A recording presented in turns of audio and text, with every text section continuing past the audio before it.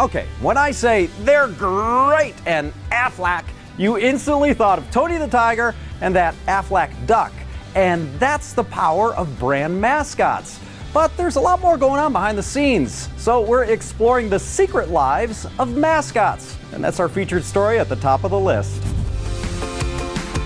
Marketers are great at lodging stuff into your brain. Like this bird. You might call him the Cocoa Puffs bird, but that would be wrong because his name is Sonny. And he has a Cocoa Puffs problem, namely he's cuckoo for them. And the marketers who invented Sonny, crazy like a fox. Our data is unambiguous that mascots improve how people feel when they watch ads. That's John Evans, Chief Customer Officer at System 1, which tests marketing for brands. About 60% of all adverts that appear in the US, actually we test tens of thousands a year. So the place that studies ads says mascots work, and It's a good backstory, it just gives extra depth to it. And sure enough, there's more to these mascots than they reveal in the commercials. So we're running down the secret lives of mascots and why they work so well. Let's start with an OG mascot that's almost 130 years old, the Michelin Man. Michelin, motion for life. One of the tricks with mascots actually is making them distinctive. Yeah, I'd say a stack of tires come to life fits the bill. Even his name is peculiar, Bibendum. The thing with the Michelin Man is you couldn't really make him up, could you? Very white, kind of bouncy tire looking. And one of the key bits of advice that we would give our customers is when you give a character, make them very unique. Because one of the most effective emotions in advertising is actually surprise. And those quirks make him memorable. The Michelin Man, you know, we could probably draw him, couldn't we? I mean, we could probably get a pencil out and get a pretty good representation of him. Because he basically looks like the Pillsbury Doughboy with a bunch of rubber bands cutting off his circulation. Speaking of whom, let's talk about the Pillsbury Doughboy.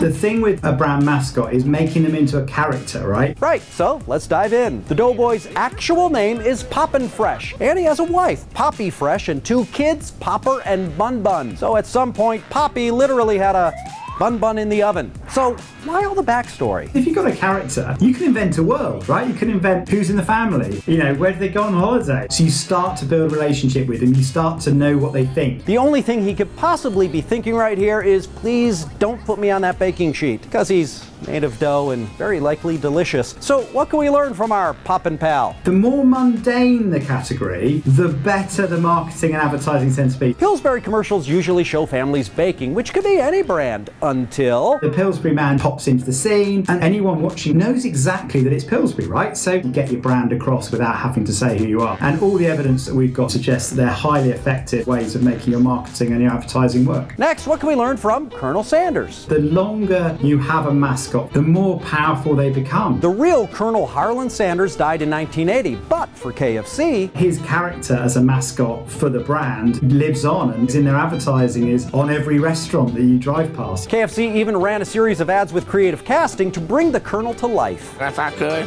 I'd put chicken in the lemonade. But even though mascots are effective, mascots are used less and less, but they're therefore more effective, so you've got more to gain by creating a mascot today than maybe you have in the past. Hey, maybe it's time for a list mascot? What makes mascots tick is at the top of the list.